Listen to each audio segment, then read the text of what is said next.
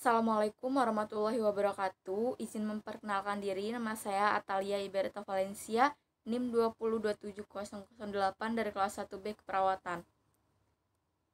Di sini saya akan menjelaskan pengertian korupsi, penyebab, dan tindakan-tindakan yang dilakukan oleh mahasiswa.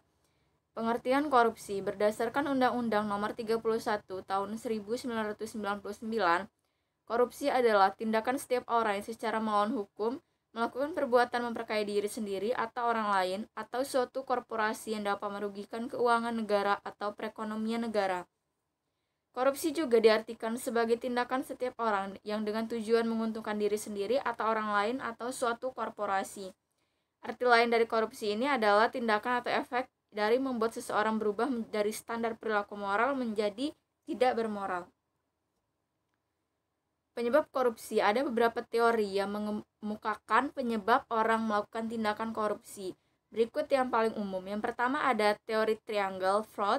Ada 3 penyebab mengapa orang korupsi, yaitu adanya tekanan, kesempatan, dan rasionalisasi. Kedua ada teori Ghosn. Faktor-faktor penyebab korupsi adalah keserakahan, kesempatan, kebutuhan, dan pengungkapan atau expose. Yang ketiga ada teori CDMA, korupsi terjadi karena faktor kekuasaan dan monopoli yang tidak dibarengi dengan akuntabilitas. Yang keempat ada teori willingness dan opportune. Menurut teori ini, korupsi bisa terjadi bila ada kesempatan akibat kelemahan sistem atau kurangnya pengawasan dan keinginan yang didorong karena kebutuhan atau keserakahan. Kemudian yang terakhir ada teori cost-benefit model. Teori ini menyatakan bahwa korupsi terjadi jika manfaat korupsi yang didapat dirasakan lebih besar dari biaya atau resikonya. Tindakan korupsi yang dilakukan oleh mahasiswa.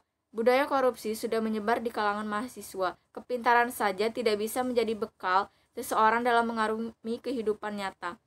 Banyak koruptor adalah orang-orang yang pintar, lulusan perguruan tinggi, namun tetap terjerat kasus korupsi. Contoh tindakannya itu seperti yang pertama, terlambat datang. Datang terlambat merupakan salah satu bentuk korupsi waktu yang sering dilakukan pada saat datang ke sekolah atau datang ke kampus. Dengan mengkorupsi waktu berarti sama dengan kita tidak bisa menghargai waktu yang sudah ada dan sudah tersedia. Usahakan untuk selalu menghargai waktu dan dengan selalu datang ke sekolah atau ke kampus dengan tepat waktu. Yang kedua, mencontek. Mencontek merupakan sebuah budaya atau kebiasaan yang sudah diterapkan sejak zaman sekolah sampai zaman kuliah. Mencontek dilakukan dengan berbagai cara, mulai dari cara yang kreatif sampai dengan cara yang biasa-biasa saja.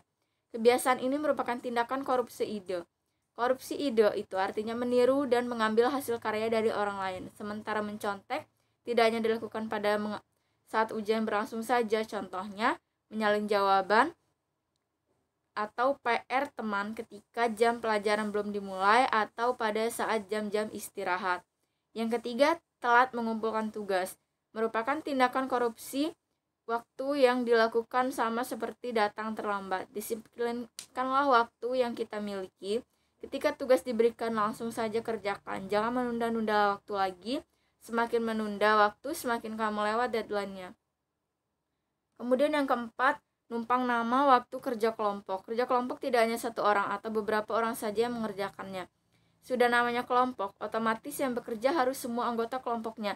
Tidak boleh ada yang tidak mengerjakannya. Sesama anggota kelompok harus bisa menjaga kekompakan dan kerjasama. Di dalam sebuah kerja kelompok ada tipe orang yang hobinya cuma numpang nama doang. Kemudian terakhir ada titip absen, termasuk penyakit korupsi yang menggerogoti mahasiswa, di mana alasan utamanya yakni karena satu hal yaitu malas.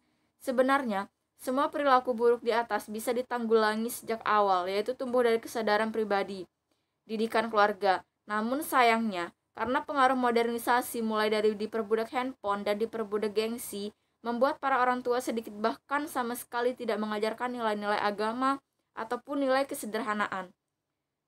Akibatnya, saat dewasa, sang anak menjadi mahasiswa yang terbiasa hidup tanpa arah dan tidak terkontrol. Sekian, terima kasih. Saya akhiri. Wassalamualaikum warahmatullahi wabarakatuh.